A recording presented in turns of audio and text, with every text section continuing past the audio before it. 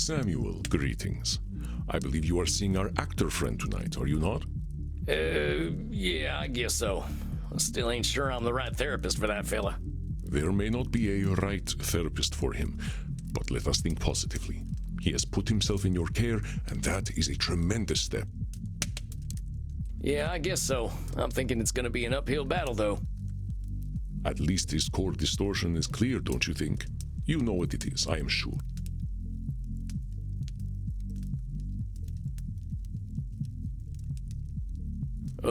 Is it disqualifying the positive? You do know which client you are seeing tonight, yes? Inflating the positive might be more appropriate. Right. Guess I had a little brain fart. It's gotta be emotional reasoning. I ain't never seen someone so dramatic.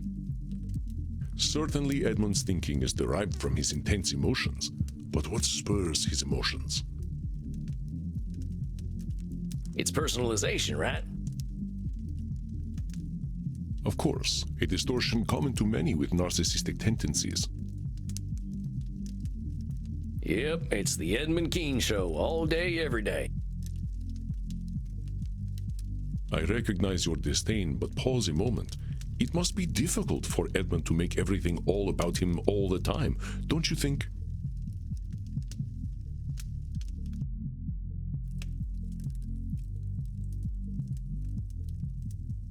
He doesn't have to make everything about him, though.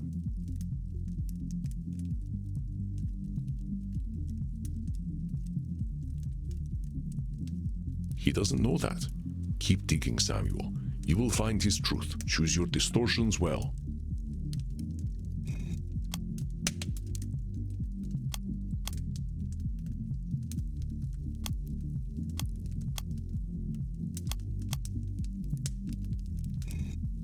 I think I'm all holstered up now.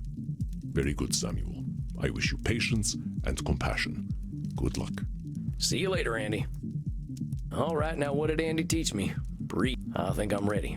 Right on time. I think I hear him coming. Hey, Edmund, good to see you. How you been feeling these past few weeks? Empty, my dear boy. Empty. I am but a vessel made for a single purpose. But alas, and alack, that purpose is... You mean acting, right? Aye, that's the rub. Acting, my dear boy. Acting. My thespian blood goes rancid with stagnation, and the only cure seems... I do not wish to face these mortal directors, for they dare to tell me my art. Ain't that what directors are supposed to do? Oh, my dear boy. Some are born great, some achieve greatness, and others have greatness thrust upon them. No director can thrust greatness upon the already great. In mine own case, mine greatness hath already been achieved. There is no room for him. No director can... Nobody's saying you ain't great, Eddie. You're talking in extremes. If every actor's awful or perfect, what the heck's a director supposed to do? A most unenviable position, to be sure. I have directed, and did find it most odious. Indeed, a great actor can make the less talented seem even smaller. But you get it. All the director's doing is making sure everyone's doing what they're best at, right? That ain't saying you ain't great. I suppose, but it is most frustrating when I know best. Well, maybe you can help me understand a little better. You said that greatness was thrust upon you, right? Ah, you are curious to hear what circumstances created this actor non-pare. Well, recounting such a history will please me. I first rattled the foundations of the stage as a mere babe. Indeed, too young for memory, and yet old enough to command attention. Clad only in swaddling cloth at the age of 4, I was Cupid himself. But my arrows seemingly went astray for the entirety of the audience. It is the stuff of legend. For tender as my mind was, I could not bear witness to my own greatness. But it does prove that But you said greatness was thrust upon you. It was a matter of necessity. You may not guess it from my gentle speech, but I am no lordling. Selfishly, and surely to spite me, my father shuffled off his mortal coil when I was but a babe in arms, ere I ever graced the stage. It left my mother and myself in dire. Hold on a sec. You said your old man died selfishly. Well, what do you mean? Well, what kind of a father drinks himself to death when he has a beautiful baby son at home? I at least waited until my son was older before I did the same. Eddie, come on. Listen to yourself. I'm sure you didn't die to spite your son, just as your pa didn't die to spite. I ain't gonna deny his choices hurt you, but they weren't all about you. Forgive me then. 'Tis ever the fate of an actor to feel every emotion more keenly. The situation my mother and I were left in was we were the lowest of the low, you see. We lived in the rookeries and begged for our bread. But he that hath wit must make content with his fortunes fit. She was my Queen Gertrude, and I her filthy little Hamlet. Did I mention I played? No, I hadn't heard that. Well, anyway, my mother was a competent actress, but it was my wit alone that saved us from destitution. Forsooth, I was so prodigious that, at the age of 7, I garnered the attention of one Reginald Flopbot of the Worthington Flopbots. 'Twas he who paid to get me off the streets and into the dormitories.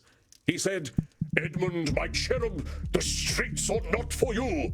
Hey, how about that? You went and proved him right. Piffle. Master Flopbot never gave a fig about my potential. I was a prop to him, a symbol of his generosity and high breeding. Every month he would stage an elaborate party with all the well-to-do society of London. The dandy fop would stand upon a dais and announce himself as the savior of the... That was my cue. I would be lowered down from the rooftop, wearing naught but swaddling clothes and a set of opulent wings. The gentry's delight was my dungeon. But I would flit among them, reprising my breakout role as Cupid by shooting little arrows of love. At the age of 7, it was most disquieting. At 11, on the cusp of manhood, the shame... Dang, Eddie, that sounds awful. That Flopbot fella had no right to do that to you. No, indeed. I remember my last performance quite vividly. The titters and leering glances from the guests linger ever in the back of my mind, and fool that I was, I played my part still. I should have plunged mine arrow. You were a fool for playing your part. What choice did you have, Eddie? It is simple logic. Only a fool plays the fool repeatedly. Many a bottom have I known that never played the Dane, preferring the comfort of a familiar role. Eddie, it's a little reductive to say that everyone who plays the fool is a bottom. There ain't nothing wrong with letting your partner take the lead. Oh, ye plebeian! I speak of Nick Bottom, from the Bard's Journey Through Whimsy that is a Midsummer Night's Dream. Oh, yeah. Even so, though, if you call yourself a fool, you're doing the same kind of typecasting, ain't you? I suppose so. Regardless, I did not suffer the indignity. I swore that night to never be a puppet again. I stole away and gave myself to the mercy of Poseidon. The bargain was struck, and he swallowed up my hated swaddling clothes and wings. In desperation, I signed on with a mercantile shipping agency. I thought perhaps that my body would bend more than my soul. But oh, did I toil! Life upon the sea is most cruel. Biting winds did carve my visage. Low words hardened my heart, and heavy weights left me bent. By the time I had fulfilled my bargain with the Lord of the Sea, I had become an older man, my efforts etched into every crease on my face. Dang, sounds intense. How long were you at this job? An age, a life. 6 months, each one a hungry leech torn from my bleeding body. I am convinced this gauntlet was prepared for me alone, for ne'er in history has one so blessed by grace been subjected to such toil. Eddie, I gotta stop you there. It's gonna be a lot easier to accept your truth when you realize you ain't alone in your suffering. Hell, there ain't nothing more human than suffering, and historically, kids ain't had it so good. But none suffered as I suffered. A boy such as I was not meant for such misery. Compadre, I had my first kill and no home at 12 years old. My brother had a stutter his whole life on account of the regular beatings my stepdaddy gave him. Maybe your suffering felt like the only suffering in the world, but it wasn't. And it'll hurt less when you realize you weren't alone. But keep telling me your story. I already know there ain't nobody like you in the world, so don't worry on that account. Now then, at last, we close the circle, as nature ever demands. I return to London, and into the graces of my dear Uncle Moses and his comely mistress, Charlotte. 'Twas she who filled my dramaturgical quiver with dire arrows fletched by the bard himself. And when my deft fingers plucked the bow of humanity, at last I was free. Huh? I cannot speak more plainly. The good woman taught me the works of Shakespeare, and armed with this knowledge, I conquered the stage and saved myself from toil.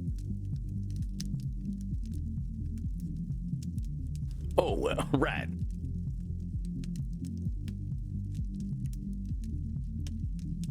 And so, you see, the die was cast from the moment I was born. The stage was made for me, and it was my skill upon it that saved me from the streets and saved me once again from a life at sea. Eddie, my man, I got some good news and bad news for you. The truth of the matter is, fate ain't none of us are that special. The world ain't waiting for us to show up. It's just gonna keep turning. Perhaps you are right, my dear boy. You are correct. My success was not because of the fates, but in spite of them. The fates said, Edmund, you are a child of the slums. But I shamed the immortal hags in my own manner. The stage roused my spirit. Thus I knew my destiny lay upon it.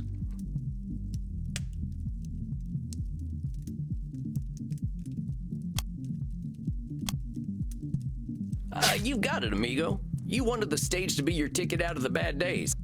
Maybe that's why you were so successful. Your intrinsic motivation made you keep pushing to be better. 'Tis so. 'Tis so. The threat of the rookeries loomed ever upon my overlay. Acting presented itself as a way to keep myself out of them. It is natural that I should weigh its importance so heavily. I can see why acting means so much to you, Eddie. I probably feel damn near the same about the things that got me out of my bad days.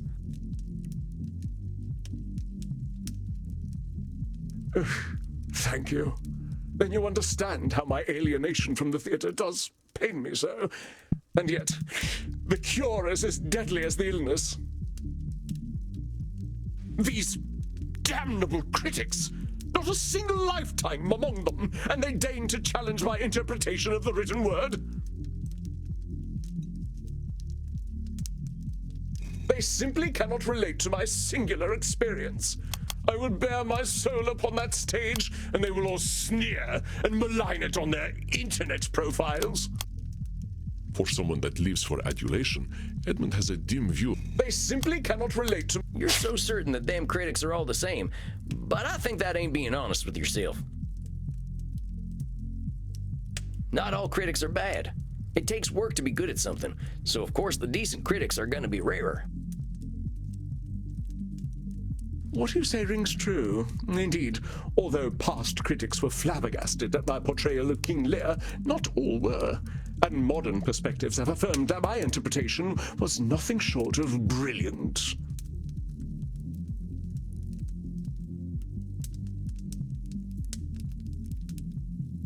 Yeah, you get it. I took a look at your Wikipedia entry last night, Eddie. Maybe you've had a few bad critics here and there, but history says you're a legend, and your work speaks for itself.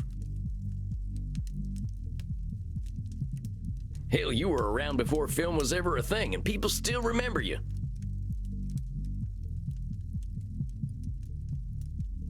Ah, your words warm me, as an ersatz son for the one we have forsaken.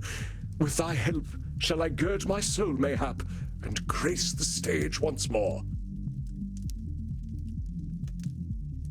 Well, let's talk about that then. What's the biggest thing stopping you from getting back up on that stage right now?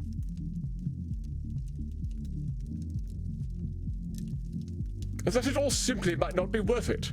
Why should I bear my damned soul when the audience hath not the sight to see it? Maybe I can ask you a question then. What if there were no audience?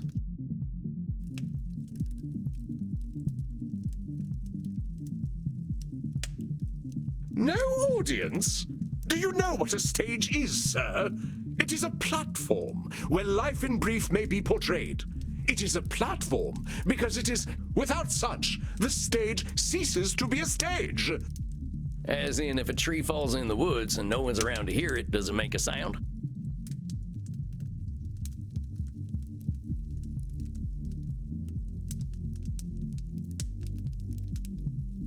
Simply but elegantly put, my dear boy. Without the audience, the stage loses all meaning, like a monarch. Just a minute there, partner. You're saying that the stage is nothing without the audience. But I gotta ask you, where does the acting come from? Ah, but from simple tongues, the purest of queries, narrow in breadth, but as deep as the sea.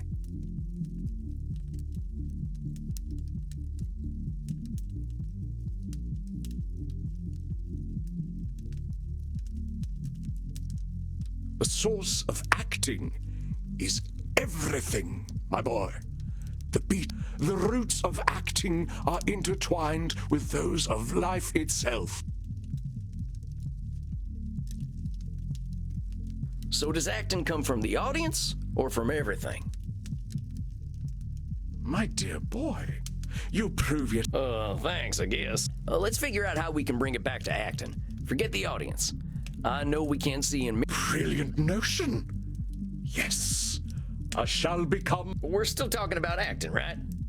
Oh, my dear boy, the pleasures of the flesh are secondary to one who knows character above all else. Indeed, we speak. I shall do as you suggest. If there is one on this lonely orb that can inspire an artist such as I, it is myself. I ain't sure I'd put it exactly that way, but I think you're touching on the thing we've been talking about. The motivation's got to come from you, amigo. We are of one mind, dear boy. Perhaps I left my muse in the mortal realm, but I shall find him once more. Not only for myself. Yea, the masses flock to my Wikipedia page as moths to a flame, each a silent plea for the return of the one true artisan of the stage.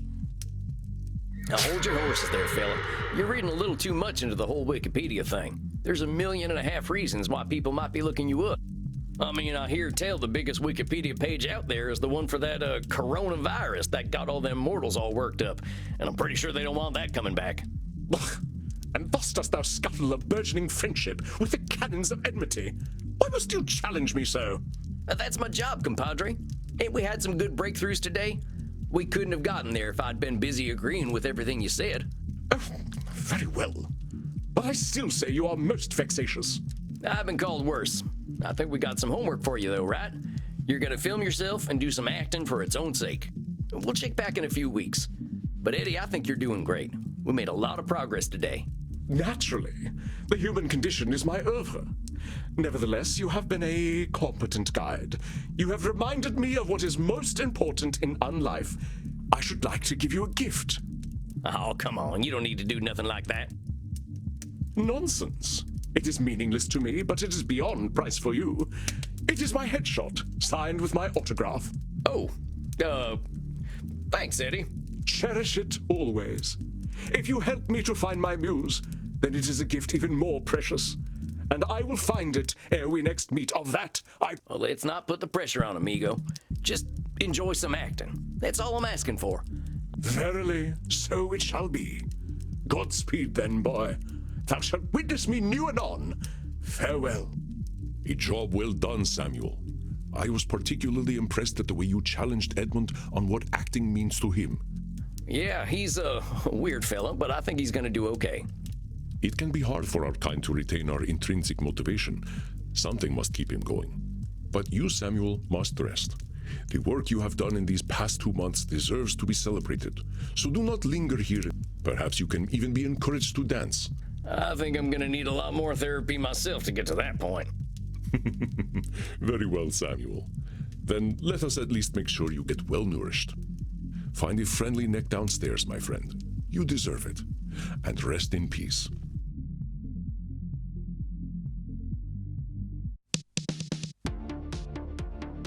Well, they say don't let your babies grow up to be cowboys, but maybe don't let them be actors either. Time to dish with Crimson a little. I gotta talk to some more folks, though. Andy's mainly my teacher, so I'm starting to feel like Crimson's my only friend. Hey, only friend. Excuse me? What? Oh, yeah, Crimson. Hey, Crimson. Are you blushing, vampire? No, that ain't possible. It's all right. It's nice to hear from a vampire who's younger than Jesus. Now, let's hear how this week went before you go out there and find friend number 2. All right, real quick. This client of mine, he had a real bad time as a kid. Well, worse than I did, it sounds like. But he found fame early, and now he's talking about fate and how he's destined for greatness again. Met plenty of destined for greatness folk in D.C. I lost patience for it. How do you think you handled him? I learned my lessons from the last session. He didn't threaten to jump off a cliff this time or anything. I gave him an assignment to film himself doing something he loves doing. He seemed excited about that. You're either brave or adorable, Sam Walls. Now, there's nothing brave about it. As for adorable, well, some have used. Okay, now I know you're confident enough to get out there. Giddy up. Here we go. Right to the edge of the dance floor, but not on it. Don't want anyone getting any funny ideas. Once more alone, I see. You scared the shit out of me. But you can't shit. You're a vampire. Know that I see much, vampire, and that I like what I... Oh, it's her again. Well, I was hoping to find a mortal friend, or at least a willing Nick. Now, what do mortals at this time talk about? They ever play the classics in here? A little Oh Susanna or... No, they don't. All your favorite songs have been long... Well, what songs do you like? If I told you, would you know them? Probably not. I see. You see a lot, don't you? Why don't you tell me what you... I see an interesting mortal. Someone observant. Someone who isn't afraid to... That is what you observe. It is not what you... Oh, fine, you tell me what I see. You see the long vein across my throat. It look... Well, now that you mention it... Then consent is given. Do not hesitate, vampire. Shucks, that was something else. You got good circulation there. I see. And what do I taste like? Kinda earthy. You could use some iron. What do you eat most often? I eat a lot of carrots. They're supposed to be good for one's eyesight. I see now that you are tired and wish to enter your state of torpor. Well, maybe I'll see myself out then. That's offensive. I'm going to leave now. Shoot, was it something I said? Well, at least I got a full belly.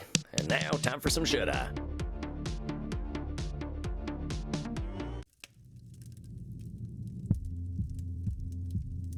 Good evening, Samuel. I believe you